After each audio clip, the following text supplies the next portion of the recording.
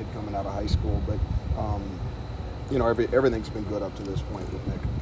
Was there a point where you were really sold on him? Yeah, I mean, we lost two players that that exited here with a lot of snaps under their belt, and the cupboard was not there. I will be the first to admit that I myself as a coach, wasn't necessarily going out pursuing the transfer portal. However, I knew that bringing somebody in that had some snaps under their belt and had that veteranness to them, was going to be a benefit to the room. Seth, where do things stand at Leo right now? With who's kind of working there? Yeah, the Leo position's really, there's 4 guys working there. I would say first and foremost, you'd probably see Kyler Fisher out there tomorrow. The first time that we get into 40 defense. Carson Shire, if he's out on the field, he's been banged up a little bit, but he's repped there for 2 years now since he's been a part of the program. Kelby T-Lander's going to be out there. Jackson Rexroth. I think I've shared with you guys in years past or in points of the season or off season that kind of pride myself on getting guys ready to play multiple positions. So, all of our guys are fit to do it. Some are just a little bit, maybe have a little bit more reps there. Who's your middle linebacker now? Who's middle linebacker? Jay Higgins is middle linebacker, right? And Nick's repping there. Has to rep there just like other guys have to rep there that might, be pegged into another position right now. But, you'll see him out there tomorrow play. If he was to take the field with the first group, he's going to be at the will position. Kyler would be at the Leo, and Jay would be at the Mike.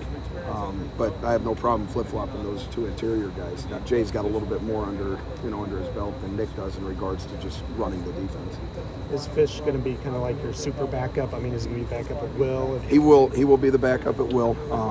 If it was on paper right now, and what we give you guys is not necessarily the way we envision it in our room. So, I get where you guys want a depth chart, but in our mind, that's, to me, there's some moving parts. And if somebody goes down, then we're going to put the next best available guy in there, as long as he's proven that he can play multiple positions.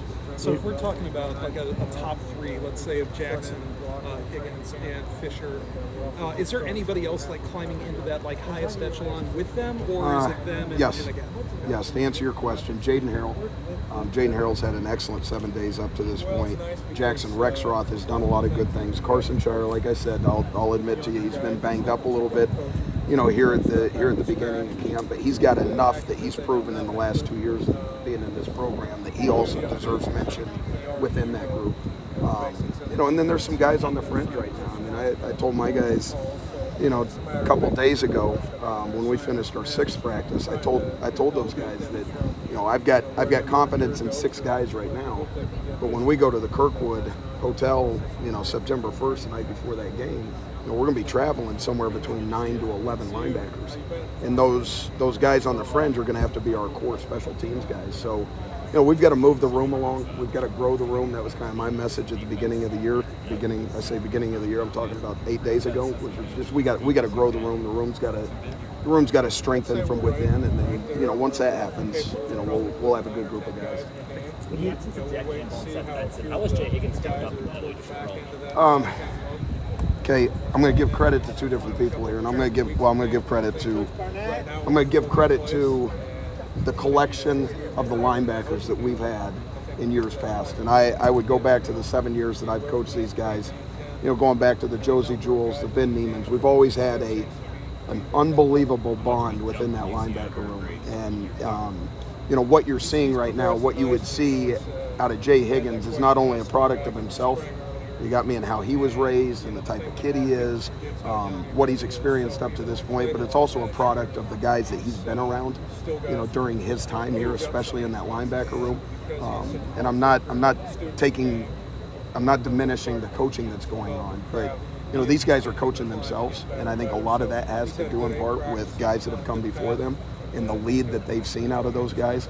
And I'm just hopeful that these guys are seeing it out of the Kyler Fishers and the Jay Higgins and the Jaden Harrell's right now, they're seeing that. So then these young guys, they'll have no other option than to just follow in their footsteps. And when that happens, that's when you got your room where you want it.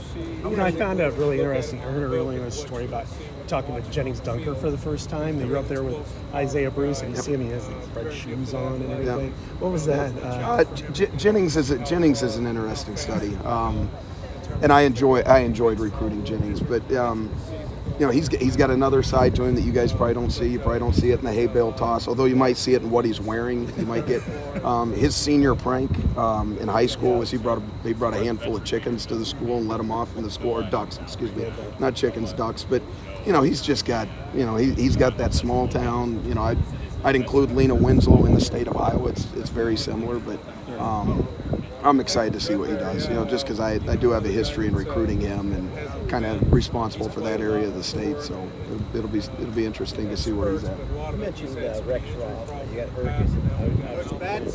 I played high school football. It's pretty amazing that they're making it. Yeah, it's you talk about all three of those guys coming from the same high school. And then you talk about Quinn's dad being the coach, and just all the success they've had there.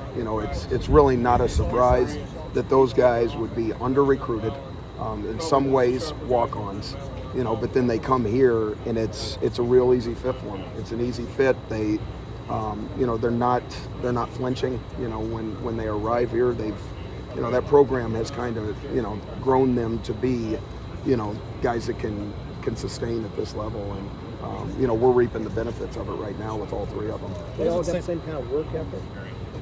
Yes, yeah, very similar. They're all three of them.